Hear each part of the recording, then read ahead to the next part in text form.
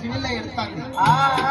ఈ పసివిల్ల కూతలు ఎక్కడికి నాదని చెప్పి అంటే శంకరుడు అంటాడు, ఎందుకమ్మా మనం పోదాంపా మన పని మనకు జరిగా పసివిల్లు ఎడితే మనకేందని అంటారు. అయితే అన్నది కడుపు కావాలి, కట్టింది బట్ట కావాలి, కాళ్ళ మీద పడ్డ మురికి కావాలి. పసివిల్ల మనసు ఆడవాళ్ళకి అర్థమవుతుంది, మొగోళ్ళకి అర్థం కాదు. ఎందుకు అంటే ఆడోళ్ళ చేతుల అర్థం, ఇక్కడి మొగోళ్ళ చేతుల పిల్లగాళ్ళు దక్కరంటారు. అమ్మవారు పార్వతమ్మ కటువంటి మాట మాట్లాడిన వాళ్ళ లోకాల శంకరుడు గగన మార్గములకి వెళ్ళి మేడకట్ట మేఘరథం కిందికి దించిండు. ఆ కారుణల్ల పుట్ట మీద కచ్చవారు అమ్మవారు రేణుక ఎల్లమ్మ దేవి పసివిల్ల అవతారం మీద క్యావు క్యావున క్యావు కూతలు ఎత్తంటే నాదా మన గర్భేశం అందర ఒక్క ఆడబిడ్డ కూడా పుట్టలే, ఒక్కదే నల్ల ఓషమ్మ పుట్టింది నాదా, ఈ పిల్లను దాదుకుందామని అప్పుడు చిన్న పిల్లను పసివిల్ల కసిగంతని తీసుకొచ్చిండ్రు. ఇక దేవలోక పట్నముల రామరామ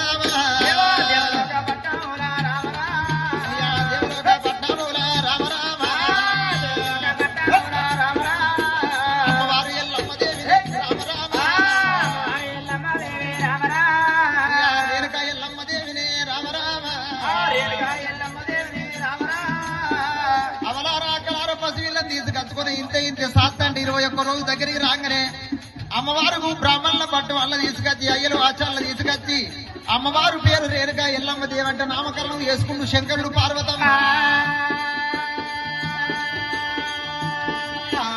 లాలిపాటలు వాడాటే రామరామ, లాలిపాటలు వాడాటే రామరామ, జోలపాట వాడాటే రామరామ, జోలపాట వాడాటే రామరామ.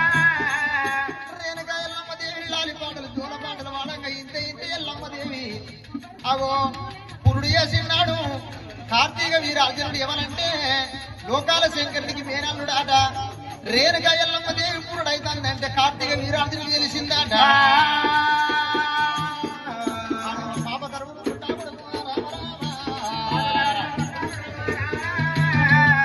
కార్తీక వీరార్జునుడు కళ్ళ చూసాడు.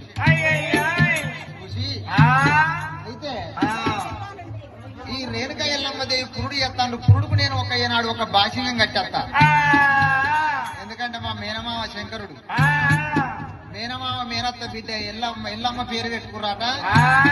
నేనే పెళ్లి చేసుకోవాలి, ఎల్లమ్మని ఎవరు పెళ్లి చేసుకోవద్దని పాపకారి ఉండకొడుకు బట్టుకారి ఉండకొడుకు కార్తీక వీరార్జునుడు ఏనాడు ఒక దేవలోక పట్నం వచ్చిండు, పుట్టు పూసాలు తెచ్చిండు. మరి ఏనాడు ఒక తొట్టెకు భాషింగం కట్టిండు. ఇది నా పిల్ల అనుకున్నాడు, ఇది నా పిల్ల ఎన్నడుకున్నా నేనే పెళ్లి చేసుకుంటా అని చెప్పి కార్తీక వీరార్జునుడు మళ్ళీ వెళ్ళిపోయిండు అమ్మ కంచుగుబ్బల కోటకు. కంచుగుబ్బల కోటకు వెళ్ళిపోయినాక అమ్మవారు రేణుక ఎల్లమ్మ దేవి అగో ఇంతే పెంచి పెద్ద ఎత్త అంటే ఒకేడు పిల్ల 2 ఏళ్ళు పిల్ల. ఇంటి ముంగట తోటకూర పెట్టుకుంటే తోటకూర ఎట్లా పెరుగుద్దు, ఆడవాళ్ళు గంట చెప్పనే పెరుగుతారు. తోటకూర చెప్పనే పెరుగుతాడ, ఆడవాళ్ళు కూడా చూడగానే పెరుగుతారట. రేణుక ఎల్లమ్మ దేవి తపత పడుగులు ఎత్తుంది, కలుపు గుళ్ళెం కొడుతుంది. ఇంత రేణుక ఎల్లమ్మ దేవి 5 ఏళ్ల పిల్ల పెరుగుతుంది.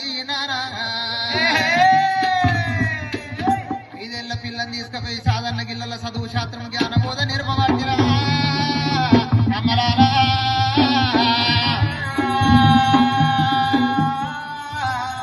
రేణుక ఎల్లమ్మ దేవి చదువు శాస్త్రం జ్ఞానబోధ హరికథ పురాణాలు భారత భాగవతం విద్య బుద్ధులు నేర్చుకుంటూ ఉంటే